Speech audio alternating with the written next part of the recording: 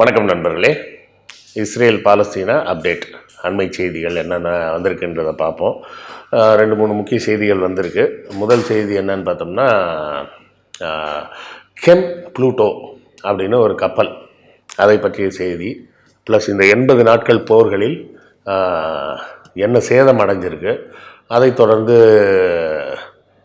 வேறு என்ன போர்களில் அடுத்த கட்டமாக ஏதாவது நகர்ந்திருக்கா அப்படின்ற செய்தியை தான் பார்க்க போகிறோம்.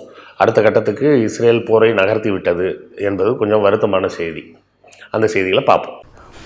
அப்புறம் நண்பர்களே, வழக்கமாக உள்ள கோரிக்கை தான், புத்தகங்கள் வாங்கி உங்கள் ஆதரவை தாருங்கள். புத்தகங்கள் விற்பனையின் மூலமாக வரும் பணத்தை கொண்டு தான் நம்ம இந்த சேனலை நடத்துகிறோன்றது உங்களுக்கு நல்லா தெரியும். அப்புறம் பார்த்திங்கன்னா, பண்டைய உலகின் வரலாறு அப்படின்னு ஒரு 2 மணி நேர ஆவணப்படம் இருக்குது. அதையும் பார்த்து உங்கள் ஆதரவை தாருங்கள். 3வது கோரிக்கைன்னு இல்லை, விருப்பம் இருக்கிற நண்பர்கள் என்னோட டெலகிராம் குரூப்பில் சேர்ந்து நேரடியாக என்னோடு உரையாடலாம். தினமும் மாலையில் நான் பதிலளிப்பேன்.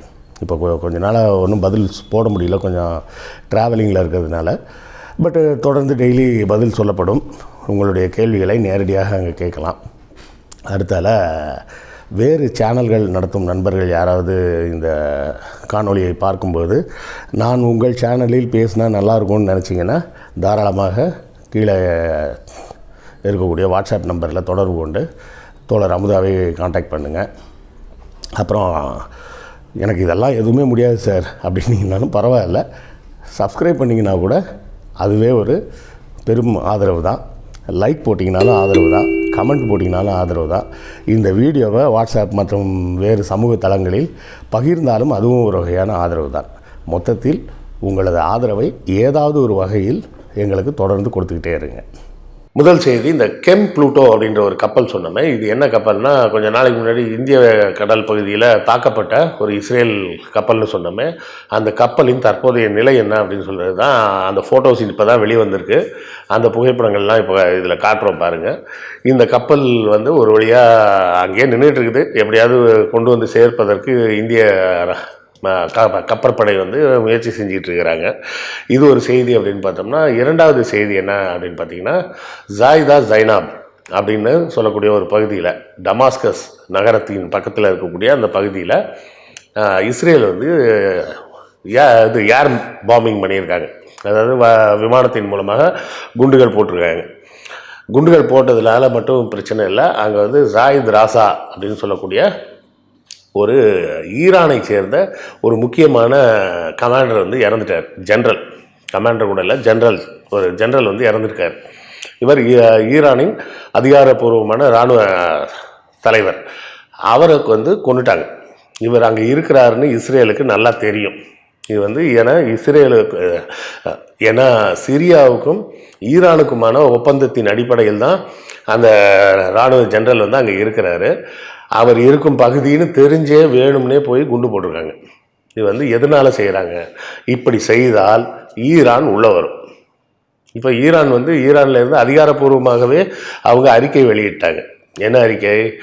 இங்கே எங்களோடது ஜெனரல் செத்து போனதுக்கு நாங்கள் தக்க நடவடிக்கை எடுப்போம், தக்க நேரத்தில் தக்க இடத்தில் தக்க நடவடிக்கை எடுக்கப்படும் அப்படின்னு சொல்லி அஃபிஷியலாகவே அவங்க ஒரு ஸ்டேட்மெண்ட் கொடுத்துட்டாங்க.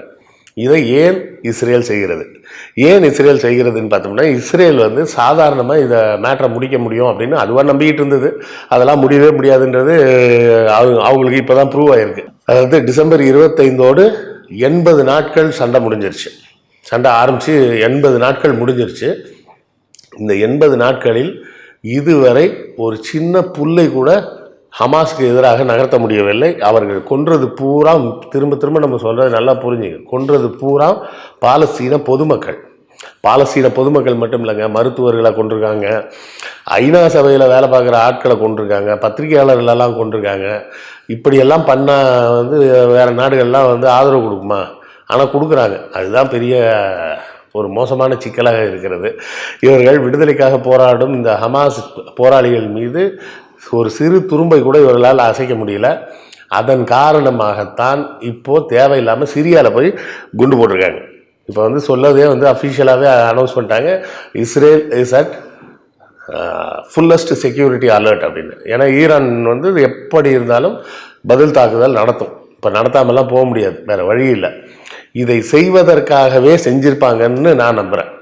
ஏன்னா இவர்களால் எதுவும் பண்ண முடியாதுன்றது ஒரு பக்கம், அமெரிக்கா வந்து நேரடியாக சண்டைக்கு வருமானு எதிர்பார்த்துக்கிட்டு இருக்காங்க. நேரடியாக அமெரிக்கா வரவே இல்லை.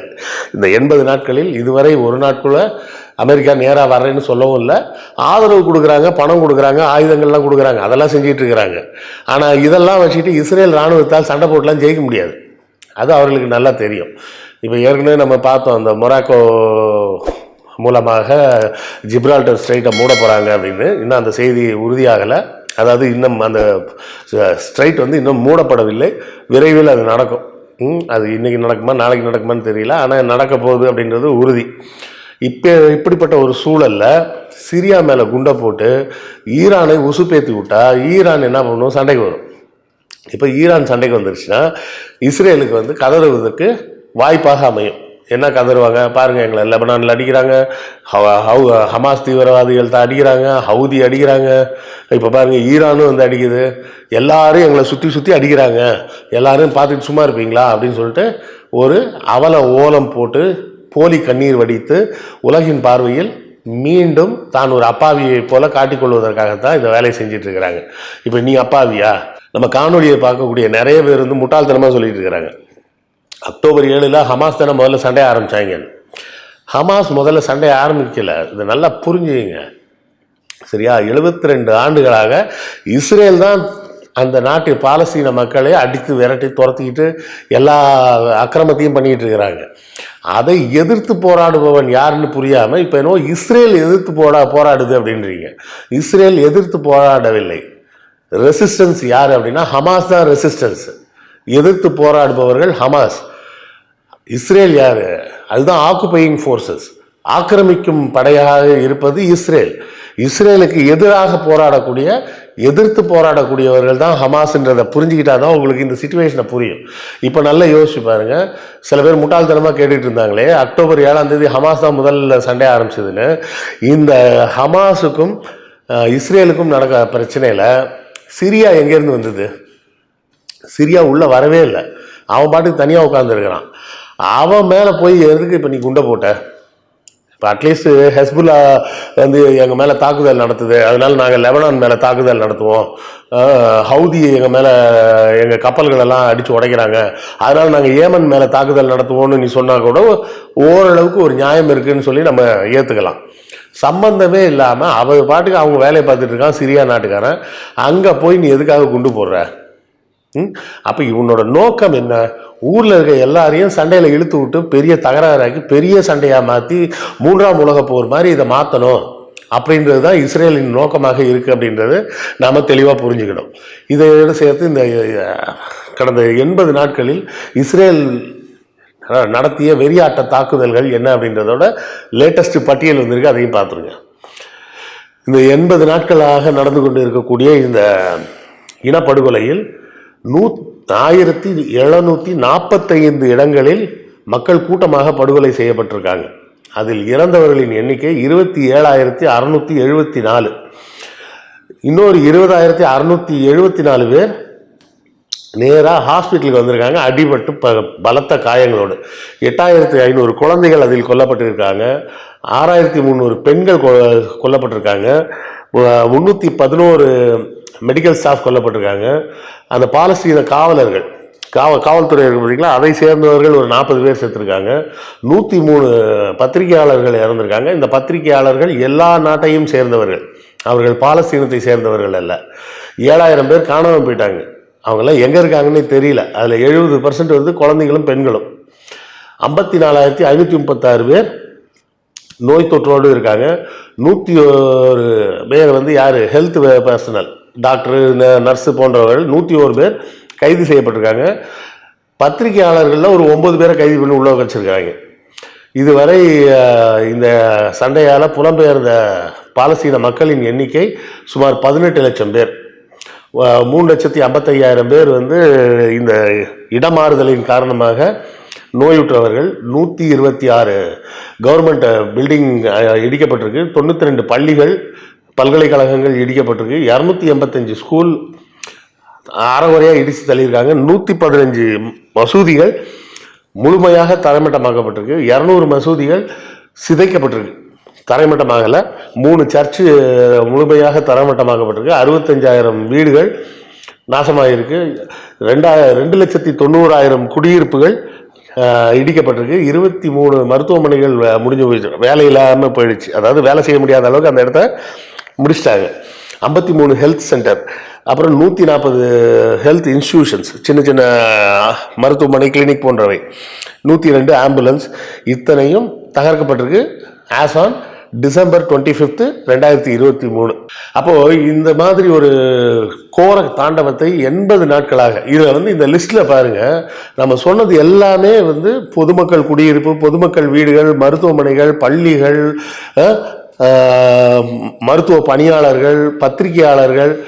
அதில் பத்திரிகையாளர்களை கைது பண்ணி வச்சுருக்கிறாங்க, மருத்துவ பணி செய்பவர்களை கைது பண்ணி வச்சுருக்காங்க. அவங்களெல்லாம் எதுக்கிட்ட அரெஸ்ட் பண்ணுறீங்க? அவங்க என்ன ஹமாஸ்லையா வேலை பார்த்துட்டு இருக்காங்க? அவங்க அங்கே இருக்க பொதுமக்களுக்கு வேலை செய்கிறாங்க. டாக்டர் நர்ஸெல்லாம் கைது பண்ணி கொண்டு போய் வச்சிருக்கிறேன். ரிப்போர்ட்டர்ஸை கைது பண்ணியிருக்காங்க, ரிப்போர்ட்டர்ஸ்லேயே கொண்டிருக்காங்க. ஒரு 103 பேரை கொலை வேறு பண்ணியிருக்காங்க. இவ்வளோத்தையும் பண்ணிவிட்டு சண்டையை நிறுத்தக்கூடாது அப்படின்னு சொல்லிட்டு இருக்கிற, ஹாஸ்டேஜஸை விடுவிக்கணுன்ற ஹாஸ்டேஜ் இவ்வளோ நீ அட்டகாசம் பண்ணிக்கிட்டே இருப்ப, இதை நிப்பாட்டாமல் தொடர்ந்தும் செஞ்சுக்கிட்டே இருப்பேன். அப்புறம் ஹாஸ்டேஜை விடுன்னு சொன்னால் எப்படி விடுவாங்க? இப்போ போதாக்குறைக்கு இதுக்கு எல்லாவற்றுக்கும் மகுடம் வைத்தார் போல சிரியா நாட்டில் போய் அங்கே வேலையில் இருந்த ஈரான் நாட்டு கமாண்டர் ஜெனரலை ஒருத்தரை கொண்டிருக்க. இப்போ இதன் மூலமாக என்ன பண்ணியிருக்க, நீ ஈரானை சண்டைக்குள்ளே வான்னு இழுக்கிற. இதை இழுத்தா ஈரான் உள்ளே வரும், ஈரான் உள்ளே வந்தால் அமெரிக்கா உள்ளே வரட்டும், அமெரிக்கா உள்ளே வந்தால் ரஷ்யா வரும், சைனா வரும், எல்லோரும் தான் வருவாங்க. அப்போ ஆட்டோமேட்டிக்காக இது உலக யுத்தத்தை நோக்கி நகர்த்துவதற்காக இஸ்ரேல் எடுக்கும் முன்னெடுப்பாக தான் நாம் பார்க்க வேண்டியது. தன் நாட்டில் குடியிருக்கும் மக்களை அடித்து துரத்துனது மட்டும் இல்லாமல் ஊரில் இருக்க எல்லாரையும் கூப்பிட்டு எல்லாரையும் சண்டை போட சொல்லிட்டு இருக்கிற நீ இப்போ. அப்போ இஸ்ரேலை இதுக்கு அடுத்த கட்டமாக என்ன செய்ய போகிறாங்க, உலக நாடுகள் என்ன செய்து கொண்டு இருக்கிறது, இதற்கான அவர்களது ரியாக்ஷன் என்ன அப்படிங்கிறத நம்ம தொடர்ந்து பொறுத்து இருந்து தான் பார்க்கணும். அடுத்த காணொலியில் சந்திப்போம். நன்றி, வணக்கம். உங்களுக்கு இந்த வீடியோ பிடித்திருக்கும் என்று நம்புகிறோம். இந்த சேனலை சப்ஸ்கிரைப் செய்யுங்கள். எங்கள் வீடியோவை உங்கள் நண்பர்களுக்கு ஷேர் செய்யுங்கள். எழுத்தாளர் கிருஷ்ணவேலின் நூல்களை தமிழ்நூல் மன்றம் வெப்சைட் மூலமும் வாங்கலாம், வாட்ஸ்அப் மூலமும் வாங்கலாம். இரண்டுக்குமான லிங்க் டிஸ்கிரிப்ஷனில் உள்ளது. நன்றி.